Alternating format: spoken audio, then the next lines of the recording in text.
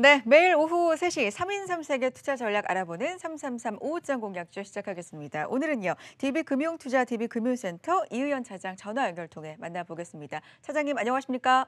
네, 안녕하세요. 네, 먼저 오늘 시장 특징적인 점 짚어보겠습니다. 지지부진한 흐름 이어가고 있습니다. 어떻게 보십니까? 네, 전일 이제 미증시 대비 우리 시장이 전날은 상대적으로 강한 모습 보였었잖아요. 그런데 이제 오늘 이제 간밤 미증시가 기술주 불안이 약간 진정되면서 소폭 이제 상승 마감을 했는데 반면에 우리 시장이 이제 상대적으로 약세를 보이고 있습니다. 일단 가장 오늘 시장에서 눈에 띄는 점이 8거래일째 매도세를 이어가고 있는 외국인 수급 문제, 이 부분이 될 것 같고요. 코스닥도 이제 전일 같은 경우는 이제 소폭 매수세를 외국인들이 보였는데 오늘은 비교적 강한 매도세 보이고 있는 점 좀 눈에 띄고 있습니다. 이에 이제 우리 시장 같은 경우도 이제 낙폭이 오전장보다는 조금 깊어지는 양상인데 그렇다고 뭐 낙폭은 조금 제한적이긴 하지만 코스피가 0.3%, 코스닥 같은 경우 0.28% 거의 양시장 다 한 0.3%대 약세 흐름 보이고 있고요. 하지만 이제 조금 더 큰 범위에서 보면 이제 10월 하락장 이후에 기술적 반등이 있었는데 그 이후에 이제 좁은 범위에 이제 단기 박스권을 형성하고 있는 형성 중인 양상으로 보이고 있고요. 위아래가 조금 막혀 있는 조금은 답답한 장세. 그러니까 특히 이제 위쪽이 막혀 있으면서 위로 이제 올라가려면 시장 참여자들이 지금 기다리고 있는 게 좀 더 모멘텀이 있어야 된다. 이런 인식이 조금 강한 것 같습니다. 아무래도 이 부분이 이제 미국이랑 중국 증시의 반등 그것보다 조금 더 나가서는 월말에 이제 미중 무역 협상에 대한 결과를 기다리고 있는 이제 눈치 보기 장세가 여전히 지속되고 있다. 이렇게 말씀드릴 수가 있겠고요. 코스피 시장 같은 경우에 이제 약세 중에서도 상승하는 업종을 보면 금방 언급해 주신 섬유의복 이쪽 업종의 상승세가 가장 크게 눈에 띄고 있습니다. 아무래도 이제 소비 시즌이 다가오고 있기 때문에 그리고 뭐 그 외에도 뭐 의료정밀 그리고 경기 방어주 섹터인 최근에 계속 좋은 통신업종 이렇게 상승 중이고요. 그리고 어제 이제 미증시에서 대형 IT 섹터들이 하락이 불안이 조금 진정되면서 우리 시장도 전기전자 업종 IT 섹터가 조금 소폭 강세고요. 삼성전자랑 SK하이닉스도 SK하이닉스 같은 경우에 한 2% 정도 상승을 하고 있고 삼성전자도 한 0.7% 정도 1% 전후의 반등세 보이고 있습니다. 그리고 얼마 전에 이제 10만 원 깨진 오늘 하락폭이 이제 갈수록 커져서 이제 9만 원 중반도 지키지 못하는 현대자동차 같은 경우가 조금 특징적으로 하락 종목 중에서 가장 눈에 들어오고 있고요. 이에 이제 운송 장비 업종 하락세가 가장 큽니다. 그 외에 이제 업종이 시장이 하락하다 보니까 코스피 같은 경우 대부분 나머지 업종들은 하락세를 보이고 있고 코스닥 같은 경우에도 대부분 업종이 하락세를 보이고 있습니다. 비금속 업종 낙폭이 상대적으로 조금 큰 모습이고요. 상승 업종은 뭐 인터넷 업종이라든지 음식료, 출판, 운송 장비 중에서 부품 업종 이쪽이 상승세를 기록하고 있습니다. 한마디로 이제 마지막으로 이제 결국 시장이 이제 미중 무역 협상을 기다리고 있다. 네. 그리고 다음 달 있을 네 번째 금리 인상, 향후 인상 속도 관련 분위기 이 부분을 주시하면서 네. 연말까지는 다소 변동성, 바닥을 다지는 과정이 계속될 걸로 보고 있습니다. 알겠습니다.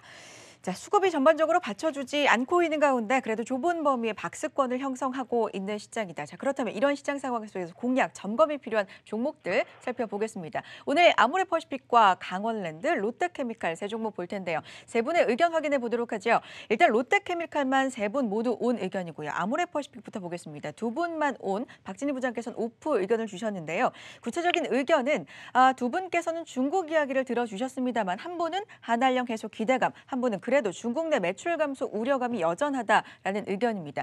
이현 차장님은 낙폭 과대 반등 구간 들어주셨는데 오늘 상승 탄력 계속해서 좋아집니다. 어떤 의견 갖고 계세요?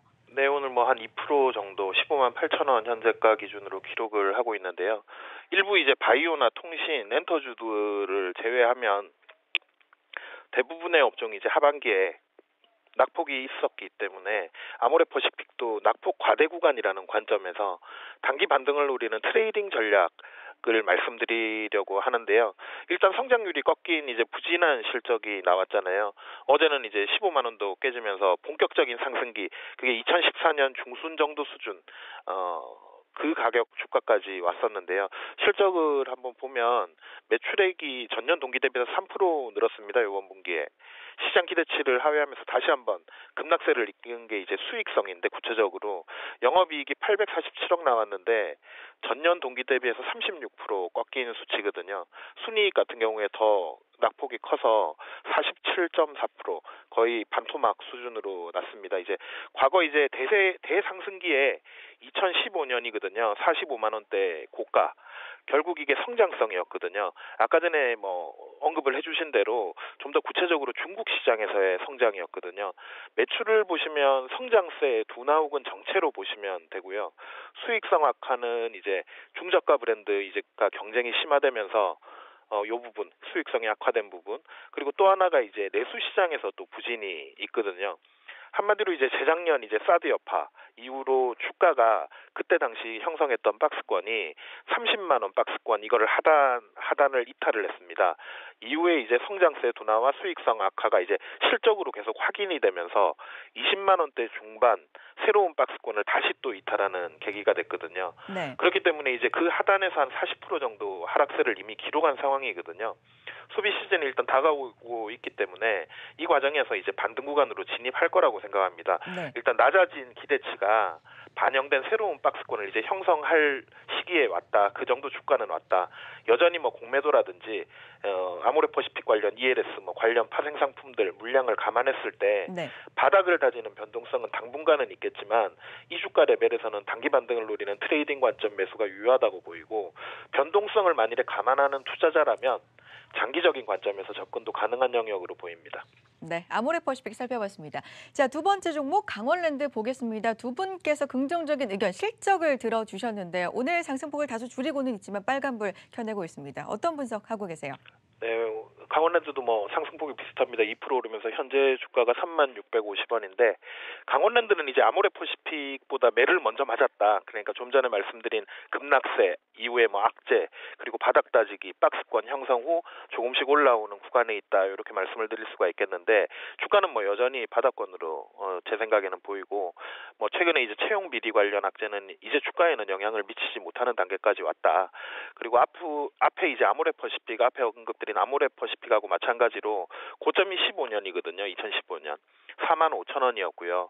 그때 당시에 이제 뭐 안정성이라든지 중국 관광객들 증가를 기반으로 해서 이제 성장성 겸비하면서 주가가 굉장히 탄탄대로였는데, 사드 여파로 이제 균열가기 시작하고 그 이후에 가진 악재가 주가가 흔들리면서 올여름에 2만 원 중반대도 위협을 받았습니다. 이런 히스토리가 이제 아모레퍼시픽하고 거의 닮아 있는데요. 조금 더 빨리 일어났다라는 것을 제외하면 우리나라 수출 기여도가 아무래도 중국이 미국을 앞지른 지 꽤 오래됐기 때문에 이런 종목 히스토리 가진 종목들이 많을 수밖에 없거든요. 특히 이제 아모레퍼시픽이랑 강원랜드 같은 경우에 그 중국 관련주의 이제 대장주격이었다라고 할 수 있겠는데, 현재는 이제 바닥을 다지고 최근 이제 박스권 상단을 소폭 이제 돌파를 하면서 3만 원에 이제 안착을 시도하는 흐름을 지금 보이고 있거든요. 추가적으로 이제 10% 정도 상단을 보고 연말까지 들고 갈 수 있다라고 판단이 되고, 실적도 이제 하락 추세에서 내년부터 이제 턴어라운드가 예상이 되고 있습니다. 내년 실적 회복을 예상한다면 지금 매수하는 시기가 굉장히 좋은 시기다. 연말에 이제 배당 매력 생각한다면 이제부터는 매력적으로 다시 주식이 바뀔 수 있다. 이렇게 말씀드리겠습니다. 네. 자, 오늘 마지막 종목으로는 세 분 모두 유일하게 긍정적인 의견을 주신 롯데케미칼입니다. 오후장 들어서 빠르게 낙폭을 축소해서 보합권까지 와 있습니다. 지금 관심 가져볼 만할까요? 네, 마지막으로 이제 롯데케미칼인데, 두어 달 전부터 이제 제일 큰 변화가 유가가 꺾였다라는 거거든요. 7주 정도. 그 부분을 설명을 드리려고 이제 이 종목을 가지고 나온 건데, 유가 상승기에 이제 상승기에서 최근 이제 급격한 유가 하락기로 이제 희비가 걸리는 업종이 몇 개가 있거든요. S-오일 같이 정유주가 올 상반기 시장에 굉장히 주도 업종, 소리 없이 강한 주도 업종이었다라고 한다면, 유가 상승은 아무래도 정유주들 실적, 그 중에서도 특히 수익성이라든지 이쪽 부분을 좋게 만드는 직접적인 요소가 작용을 하거든요. 그런데 이제 유가가 아무래도 원재료적인 요소 혹은 뭐 비용적인 요소로 작용을 하는 화학주 같은 경우에 유가 상승, 고유가 시기가 주가를 억누르는 요인이 되거든요. 대부분의 화학주들이 주가를 보시면 이 부분이 바로 이해가 되실 건데요. 유가가 이제 빠지면서 가장 빠른 반등을 보여준 게 대한항공을 필두로 한 항공주들이었습니다. 뭐 보통 한 30% 정도 이제 비용적인 부분에서 실적에 차지하는 비중이 있기 때문에 이제 화학주들이 이미 실적이 부진했던 부분, 이 부분으로 빠진 주가는 이제 주가를 이 롯데케미칼도 보시면 올 2018년 3월 2일 고점 이후로 빠진 폭을 보시면 뭐 차트를 보시면 충분히 아실 수가 있을 겁니다. 대부분의 화학주들이 비슷한 흐름인데요. 이제는 반등 구간에 진입을 했다. 이렇게 생각을 하고 있고 동종목 같은 경우에는 화학주 안에서도 이익 창출력이 안정적인 부분이 있거든요. 실적을 한번 보시면.